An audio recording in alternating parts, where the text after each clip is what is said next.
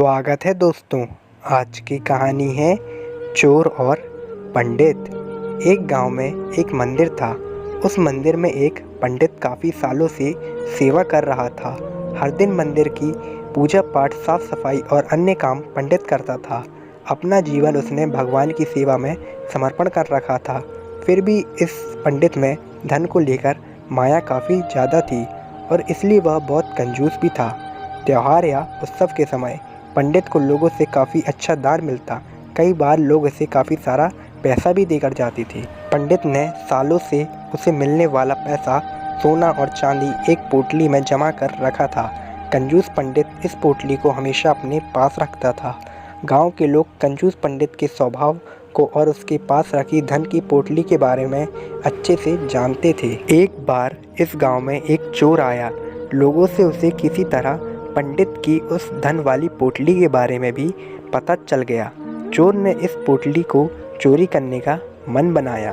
उसने पंडित पर कई दिनों तक नज़र रखी, लेकिन उसे एक भी मौका उस पोटली को चुराने का नहीं मिला, क्योंकि पंडित एक पल के लिए भी उस पोटली को अपने से जुदा नहीं करता था। चोर हार मानने वाला नहीं था।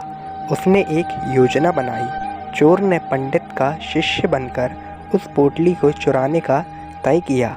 चोर भेष बदलकर पंडित के पास पहुंच गया और उसे पंडित की काफ़ी तारीफ़ की। चोर ने पंडित की तारीफ़ों के पुल बांधते हुए उसे कहा कि वह भी पंडित की तरह ही ज्ञानी और समझदार बनना चाहता है। उनके साथ रहकर पूजा पाठ और मंदिर के बाकी काम सीखना चाहता है। एक अनजान व्यक्ति के मुंह से अपनी इतनी ज़्यादा तारीफ़ सुनकर पंडित को बहुत अच्छा लगा और उसने उसे अपना शिष्य स्वीकार कर लिया। अब वह चोर पंडित के साथ ही रहने लगा। कहाँ पंडित जहाँ भी जाता, वह चोर भी उसके साथ जाता। पंडित का भरोसा जीतने के लिए चोर अब उसके लिए अन्य निजी काम भी करने लगा, जैसे पंडित के कपड़े धोने, उसके लिए खाने का इंतज़ाम करना। धीरे धीरे पंडित को उस चोर पर काफ़ी ज़्यादा भरोसा हो गया। एक दिन पंडित और चोर किसी दूसरे गांव जा रहे थे। वहां रास्ते में एक नदी के पास भी लोग ठहरे। पंडित को नदी के पानी में नहाने की इच्छा हुई।